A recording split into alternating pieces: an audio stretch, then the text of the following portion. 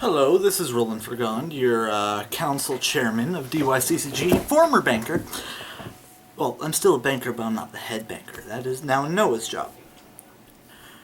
So, once again, Mega and I are in an argument over what a plus is. And I will show what a plus is, explain why a plus is, what is out of play, what is in play, and fully explain it.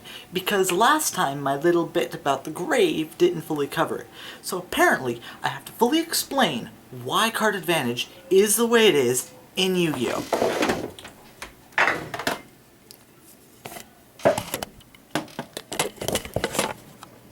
So, if you are all ready to watch what happens when Yu-Gi-Oh! Players argue, be my guest instead. I'm going to use, just like last time, tokens and hard sleeves, sort of like I did with the absorb mechanic. Oh wait, all of those are in that box. Fuck it. I'll make this even worse on them. I'm going to use the backs of magic cards. Boom. Yu-Gi-Oh! Explained using magic. Deal with it. Okay, 3, 4, 4. So both players have 4. Now let's say... Oh wait, we have to go farther. Go farther, yes. Just because apparently a full explanation is needed. Both players have 4 cards in hand. You know what? Like first turn, 5. And both players will have a deck of 5 cards, because that's all we need to work with for both players. Neither player will have graveyard or banish stuff, so in that case, let's give them another 5 in the deck for each. And in fact, he'll have a bigger deck to start, just to show that that doesn't actually affect card advantage at all. Deck size doesn't matter. This one's got 9, this one's got 10. Guess what? Both have 5 cards in play, 5 they can work with, 5 that matter. Anything that is in play is in the hand or on the field. Oh yeah, we have to go farther. I need to show the extra deck. Let's give both players 2 cards in the extra deck. Thorough explanation. Still, technically, extra deck is halfway between in and out of play because monsters can be brought from it directly. However, it has no direct impact. The reason it truly matters is cards in your hand are considered in play, but cards in your deck are not. And as anything that returns an extra deck monster to the hand or deck returns it to the extra deck instead, that's where the gray area occurs. Boom, extra deck is a gray area. And technically, having a bigger extra deck puts you at a semi-card advantage. Anything coming out of there is treated as it's coming out of play. This is apparent in the fact that if you use...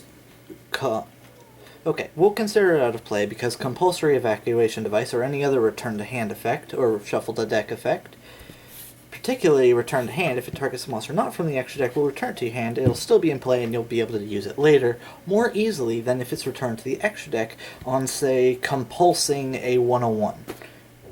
Boom, perfect example. It's out of play, it did its thing, and it fizzled. Out of play is extra deck. Now that I've figured and covered how I'm going to explain that part, let's say this is Pot of Greed. Pot of Greed, draw 2. Boom. I now have 6 cards in hand, and my opponent has 5. That is why it is a plus. Where was I? Oh yes. So that's Pot of Greed. Now, what else is considered a plus? Monster Reborn actually breaks even. Let's assume there's already something in the grave. Monster Reborn. Go get Mom. I'm not... Monster Reborn. Summon something from the grave. Boom. You break even. You still have 5 total cards in play. This is what matters. However, it's not just you in play. This is where he got angry. Your opponent has 2 face downs, and you activate Heavy Storm. Your opponent loses 2, while you only lose 1. Therefore, putting yours at 3, or yours at 4, and his at 3. putting your total count one more than theirs, even though you started the same. Or even if they still have more than you, say they have 6 cards in hand, they had 8 and you had 5, but now they have 6 and you have 4. Therefore, you just plussed using Heavy Storm because your opponent lost 1. It's a dynamic. It's not just you. We're not playing solitaire. Solitaire is where it wouldn't matter otherwise.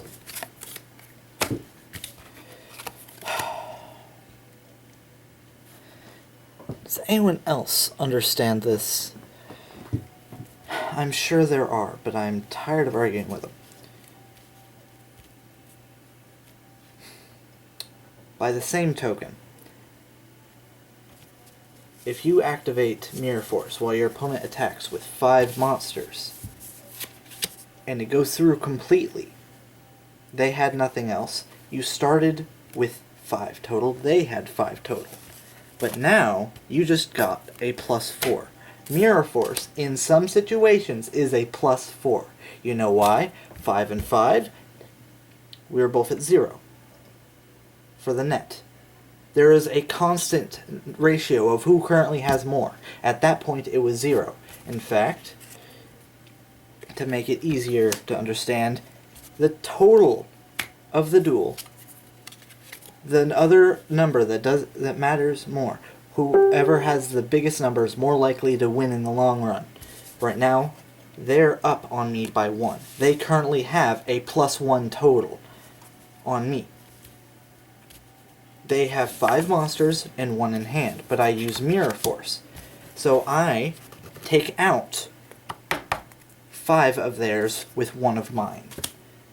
And with that, I just got a +4. The reason that happened is now it went from him having +1 and me having a -1 total. His +1, boom, +4, cut 1 off, the other 3 go to me. I now have +3 on him, as is shown by the fact that I have 4 and he has 1 in hand. It's simple math. That is card advantage.